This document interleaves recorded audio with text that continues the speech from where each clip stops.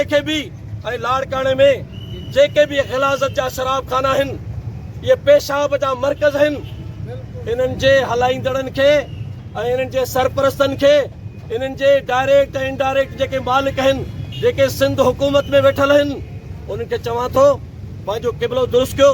इंसान जा पुट बणिजो, इंसान जा पुट बणिजो, न त जूता हणी तव्हांखो शराब जा गुता।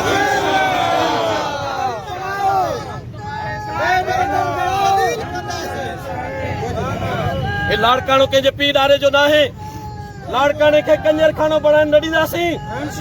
हे असांजो पुरमुन टोकन एहतजाज आहे। असांखे उन हद ताईं न वठी वञो, न त माचड़ हणी तव्हांखे सबक सेखारींदासीं। तव्हां छा सम्झो असां मरी विया आहियूं?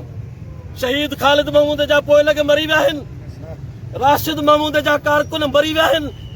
लाड़काणे में गैरतमंद माण्हुनि जो ख़ात्मो अची चुको आहे।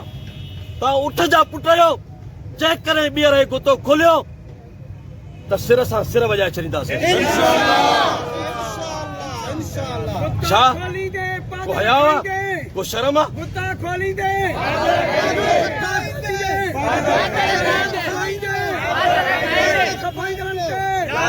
शर्म आहे, को हया है? अचे थी भलारी रात जेकॾहिं 27 रजब जी त बि गुतनि जे ॿाहिरों रश, जेकॾहिं शबे बारात थी अचे त बि गुतनि जे ॿाहिरों रश, जेकॾहिं रमज़ान शरीफ़ थो अचे त बि गुतनि जे ॿाहिरों रश, जेकॾहिं आचर जी रात आहे, जुमे जी भलारी रात आहे, या ॿिन्ही ईदुनि जी रात आहे त बि शराब जे ॿाहिरों रश। छा हिन खे कोई चवण वारो कोन्हे? हे मुल्क जा वाली आहिनि, ॿ पैसा ॾेई ऐं पंहिंजूं जड़ूं वॾनि माण्हुनि में खोड़े ऐं चओ था त बसि लाड़काणे जा असां वाली हो।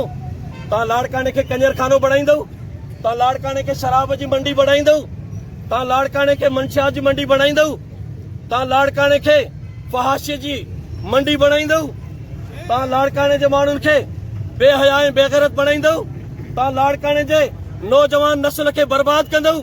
और लख लानत हुजे तव्हां ते। तालीमी इदारनि जे अंदरि न्याणियूं बि आइशू मवाली, तालीमी इदारनि जे अंदरि, कॉलेजनि जे अंदरि, यूनिवर्सिटियुनि जे अंदरि प्राइमरी जे नंढड़नि ॿारनि खां वठी यूनिवर्सिटी जे तालीम याफ़्ता नौजवान ताईं नशे जी लानत में मुब्तला थी विया आहिनि ऐं फैमिली सिस्टम तबाह थी वियो आहे। अॼु स्ट्रीट क्राइम ते नौजवान छो थो लहे?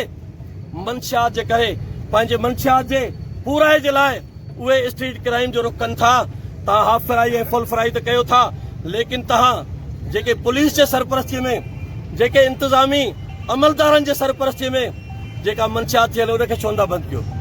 ऐं मां हिकु ज़िम्मेदार जमात जे ज़िम्मेदार कारकुननि जे हैसियत सां चवां थो त जेके बि समाजी बुरायूं थियनि थियूं, जेकी बि शराब खपे थो, जेकी बि आइस, कुकेन, हीरोइन, चर्स खपे थो, मां ख़ुदा जो कसम खणी ज़िम्मेदारी सां चवां थो उहो सरकारी इंतज़ामी आशीर्वाद खां सवाइ मुमकिन ई कोन्हे। उनजे पोयों उनजे पुठिते पुलिस जा इहे बग़ैर आहिनि जेके उनको मंथली वठी सभु कुझु उनखे जाइज़ करार ॾेई था।